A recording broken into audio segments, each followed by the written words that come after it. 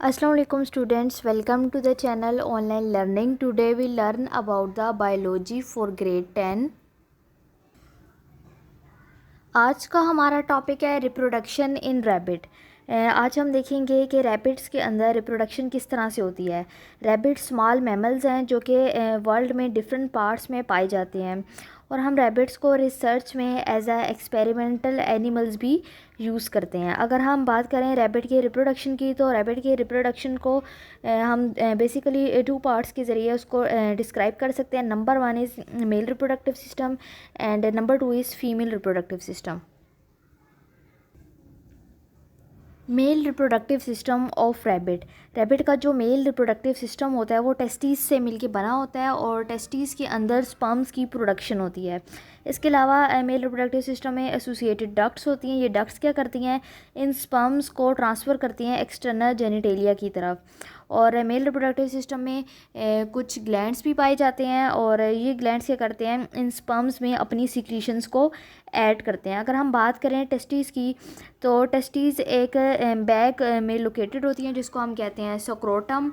और इसके अलावा ये जो टेस्टिस होती हैं ये बॉडी से नीचे की तरफ जो है वो हैंग कर रही होती हैं। और टेस्टिस के अंदर कॉइल ट्यूब्स का एक मैस होता है जिसको हम कहते हैं सेमिनिफेरियस ट्यूब्यूल्स। और इन ट्यूब्यूल्स के अंदर स्पर्म्स की प्रोडक्शन होती है। जब स्पर्म्स मैच्योर हो जाते हैं तो ये कलेक्टिंग डक्ट्स में, जो कि टेस्टिस की कलेक्टिंग डक्ट्स होती है, वहाँ पे ये एक्यूमुलेट हो जाते हैं, जमा हो जाते हैं और उसके बाद ये पास आउट होते हैं एपिडाइमस की तरफ। उसके बाद एपिडाइमस से स्पर्म्स जो हैं, एक स्पर्म डक्ट है जिसको हम कहते हैं वैस डिफरेंस, उसकी तरफ ये मूव करते हैं और जितनी भी स्पर्म्स डक्ट हैं वो ज्वाइन करती हैं यूरिथ्रा वाली पोजीशन पे। यानी कि ये जो पोजीशन है यूरिथ्रा की पोजीशन, यहाँ पे आके स्पर्म डक्ट्स जो हैं वो ज्वाइन कर रही होती हैं। और यूरिथ्रा की जो पोजीशन होती है वो यूरिनरी ब्लैडर से नीचे होती है और यूरिथ्रा के ज़रिए स्पर्म्स और यूरिन की ट्रांसपोर्ट होती है। सीमन क्या होता है? सीमन एक ऐसा मटेरियल होता है जिसके अंदर फ्लूइड के अंदर स्पर्म्स की प्रोडक्शन हो रही होती है, यानी स्पर्म्स पाए जाते हैं। और सीमन के अंदर 10% स्पर्म्स होते हैं और 90% फ्लूइड होता है।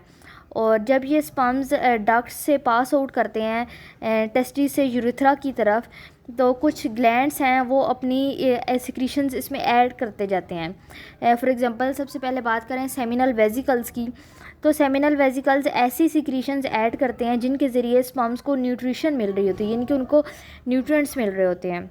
इसी तरह से प्रोस्टेट ग्लैंड्स हैं। प्रोस्टेट ग्लैंड क्या कर रहता है, प्रोस्टेट ग्लैंड ऐसी सिक्रीशंस प्रोड्यूस करते हैं जो कि फ्लूइड की जो एसिडिटी होती है उसको न्यूट्रलाइज कर देते हैं, यानी कि फ्लूइड की एसिडिटी को ख़त्म कर देते हैं। और जो नेक्स्ट ग्लैंड है वो है कॉपर्स ग्लैंड। कॉपर्स ग्लैंड ऐसी सिक्रीशंस ऐड कर रहा होता है जो कि डक्ट्स को लुब्रिकेट करता है। Female reproductive system of rabbit. अगर हम रैबिट के फीमेल रिप्रोडक्टिव सिस्टम को देखें तो रैबिट के फीमेल रिप्रोडक्टिव सिस्टम के अंदर ओवरीज पाई जाती हैं और इसके अलावा इसमें एसोसिएटेड डक्ट्स होती हैं। ओवरीज क्या होती हैं? ओवरीज स्मॉल ओवल ऑर्गन्स होते हैं जो कि एब्डोमिनल कैविटी में पाई जाती हैं और ये किडनी से इनकी जो पोजीशन होती है वो वेंट्रल होती है। दूसरे एनिमल्स की तरह फीमेल रैबिट्स के अंदर भी पेयर ऑफ ओवरीज होता है। पेयर ऑफ ओवरीज का मतलब ये है कि 2 ओवरीज होती हैं, एक लेफ़्ट साइड पे और एक राइट साइड पे, यानी कि इस तरह से पेयर ऑफ ओवरीज प्रेजेंट होता है। और ओवरी का जो आउटर रीजन होता है उसमें एग सेल्स की प्रोडक्शन होती है। स्पेशलाइज्ड किस्म के क्लस्टर ऑफ सेल्स होते हैं जिसको हम कहते हैं फॉलिकल्स। ये फॉलिकल्स क्या करते हैं, ये एग्स को सराउंड करते हैं और उनको नरिश करते हैं एग सेल्स को। ओवरी से फिर एग सेल्स रिलीज़ होके जाते हैं फ्लोपियन ट्यूब्स के अंदर। और ओपनिंग ऑफ फ्लोपियन ट्यूब जो है वो बिल्कुल ओवरी के करीब होती है, यानी कि ये फ्लोपियन ट्यूब है और इसकी जो ओपनिंग है वो बिल्कुल ओवरी के करीब है। तो इसीलिए ओवरी से जो एग सेल्स हैं वो मूव करके फ्लोपियन ट्यूब्स के अंदर चले जाते हैं। फर्टिलाइजेशन का जो प्रोसेस होता है एग सेल्स का, वो फ्लोपियन ट्यूब्स के अंदर होता है। और जो फर्टिलाइज्ड एग होता है जिसको हम ज़ाइगोट कहते हैं, वो फ्लोपियन ट्यूब से आगे मूव कर जाता है यूट्रस के अंदर।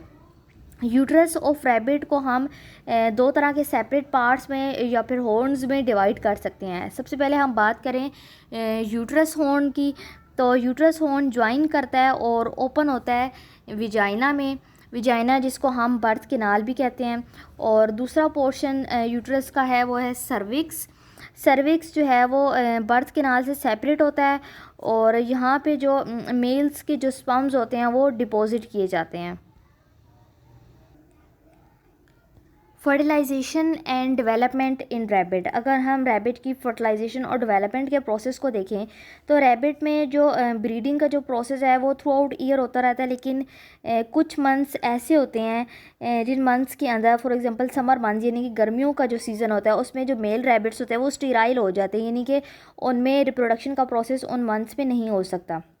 मेल रैबिट्स क्या करते हैं, रिप्रोडक्शन के लिए मेल रैबिट्स स्पर्म्स को डिपॉजिट करते हैं विजाइना के अंदर, यानी कि वो फीमेल की विजाइना के अंदर अपने स्पर्म्स को डालते हैं, जिसको हम विजाइना को हम बर्थ कैनाल भी कहते हैं। स्पर्म्स फिर विजाइना से स्विम करते हैं सर्विक्स के ज़रिए वो स्विम करते हैं और यूट्रस से, और फिर वो मूव करते हुए यूट्रस से होते हुए वो फ्लोपियन ट्यूब्स में चले जाते हैं।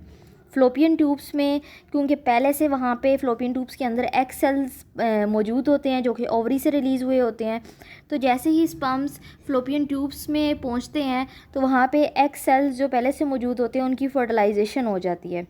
ये और फर्टिलाइजेशन के ज़रिए जो ज़ाइगोट बनता है, फिर वो ज़ाइगोट दोबारा से वहाँ से मूव करके यूट्रस में आ जाता है और इस टाइम पे ज़ाइगोट के अंदर डिवीज़न का प्रोसेस स्टार्ट हो जाता है, यानी कि ज़ाइगोट डिवाइड हो रहा होता है, इसलिए हम ज़ाइगोट को कहते हैं एम्ब्रियो। ये जो एम्ब्रियो है जो कि यूट्रस में आ जाता है, वो यहाँ पे यूट्रस की जो वाल्स होती हैं यहाँ पे इम्प्लांट हो जाता है और यूट्रस वाल्स और एम्ब्रियो के दरमियान एक कनेक्शन बन जाता है जिसको हम कहते हैं प्लेसेंटा। और फिर यहाँ पर इस पोजीशन पर एम्ब्रियो जो है वो एक न्यू ऑफस्प्रिंग में डेवलप हो जाता है। इस डेवलपमेंट के लिए रैबिट की डेवलपमेंट के लिए 30 से 32 डेज़ जो हैं वो रिक्वायर्ड होते हैं। I hope students you have gained the concept of male and female reproductive system of rabbit. If you like my video, kindly subscribe my channel. Allah Hafiz.